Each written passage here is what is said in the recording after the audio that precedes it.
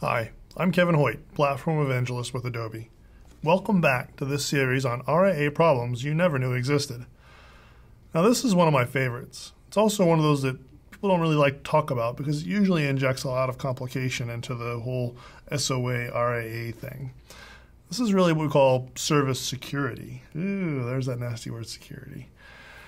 Well, let's take a look at service security. Now, in an earlier session, I suggested that you should version out your service. I stated why that is during that session. I encourage you to go take a look at it. But as for the endpoint there, essentially version out the service, not only the code that makes the service, but the service. And that you should put versioning of your service is just kind of the natural thought of what you're doing when you build a service. Same thing happens for security. When you start out of the gate, think about versioning the service, think about also security of the service. Don't assume that a service is secure or that people want to be friendly. So let's take a couple different looks at where things can go wrong. Where things can go wrong is across the wire. That's a really popular one.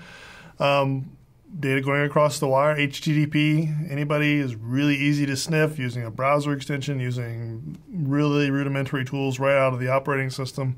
It's pretty easy to start intercepting that data and doing something malicious with it. So when your data goes across the wire for your service to whomever is consuming it, you should think about the security of the data across the wire. Here's another one. Think about, especially in the case of like a JavaScript, this also holds true for Flash, which can be decompiled. And we can see the source code in these guys. So in our RIAs, we need to also think about what we're telling people when we write our code. Here's a simple example I put together. This is a jQuery AJAX request. And this is nothing against jQuery specifically, but simply the types of errors that people might just do without even thinking about it that are security prone right out of the gate. One of the examples that I think is prone is actually this URL of account CFM.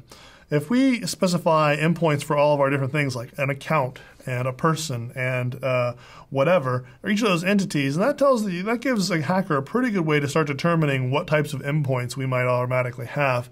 It also gives them a single unified point through which they can really start hacking on account information or customer information or whatever, because they know that that's dedicated to that type of data. So it gives them a place to really play around with.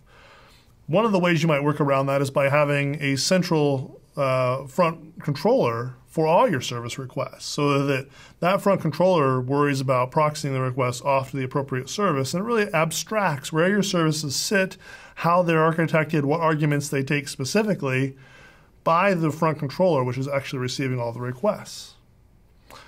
Also, another thing you see happen all the time is people put hash keys into their JavaScript or ActionScript code. They put username and passwords in there for service endpoints that they think, oh, I'm going to be the only one using it. And you're never just the only one using it, and you're also never the only one looking at it. Somebody else will find that eventually.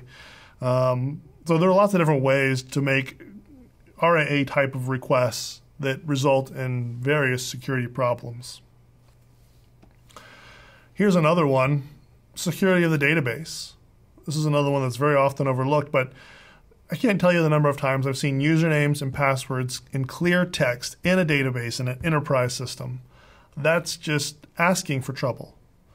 When it comes to service security, secure where the data comes from in the first place is the first part of the chain. Then secure it across the wire, then secure it on the client in terms of your code and the appropriate steps you can take in terms of front controllers and dispatchers. Secure it all the way through. But when we look at the database, we want to make sure to secure that. And here's the thing, don't assume that people who have access to your database or your service are friendly. I know that seems like a bad thing to say, but the reality is that somebody somewhere at one point or another will probably be malicious towards you and or your data. And if you're promoting your open services API, they're going to try to come at you through those services. What's worse yet is this: if you're leaving your databases unencrypted or sensitive data unprotected, then they may very well take that data outright. Now, that's assuming malicious. And just to say that people are generally nice, sometimes this happens without even thinking about it. Oh, I went home with that customer database and my laptop got stolen on the way to work. It happens. Those things happen, and that's how we get into really serious security breaches really quick.